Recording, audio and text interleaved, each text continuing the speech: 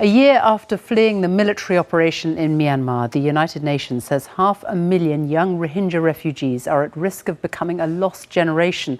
Hundreds of thousands of Rohingyas continue to live in cramped and rudimentary camps in neighbouring Bangladesh. Many of those at risk are girls. Some become victims of sexual exploitation.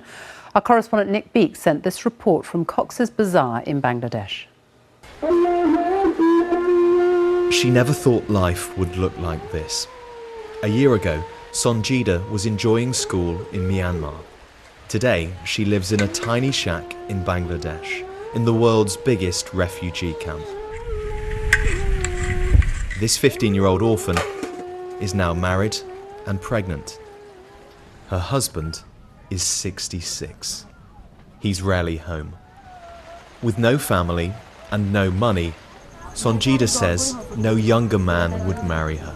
When I was young, I never thought I'd marry an old man. Now I've had to marry one.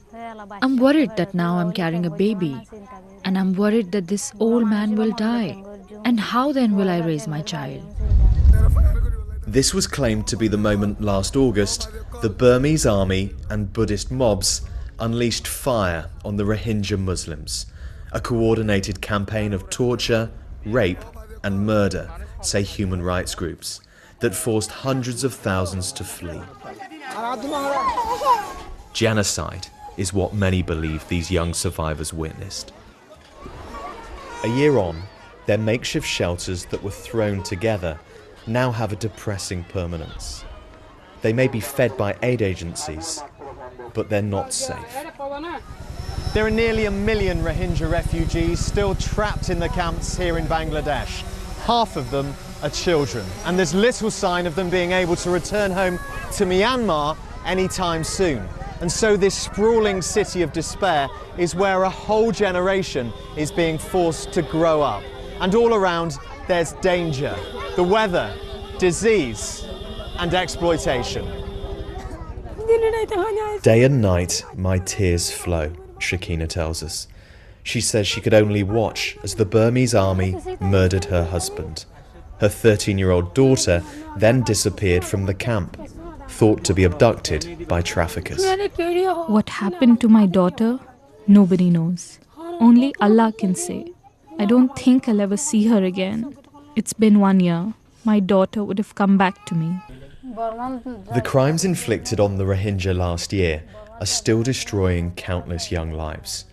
We meet a 15-year-old who goes by the name Rosina. She was forced into sex work after arriving in Bangladesh and says it's now the only way to survive. I want nothing else but to go back to Myanmar. I want to get my country back. I've left lots of relatives there. I hate it here. I loved life in Myanmar. I want to go back and get married there and have a nice family. If I keep doing this, my life will be destroyed. Aung San Suu Kyi's Myanmar claims it wants to bring these children back. Plenty doubt that. So the fear is they'll be forgotten and the dangers they face ignored.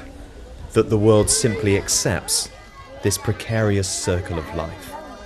Nick Beake, BBC News, on the Myanmar-Bangladesh border.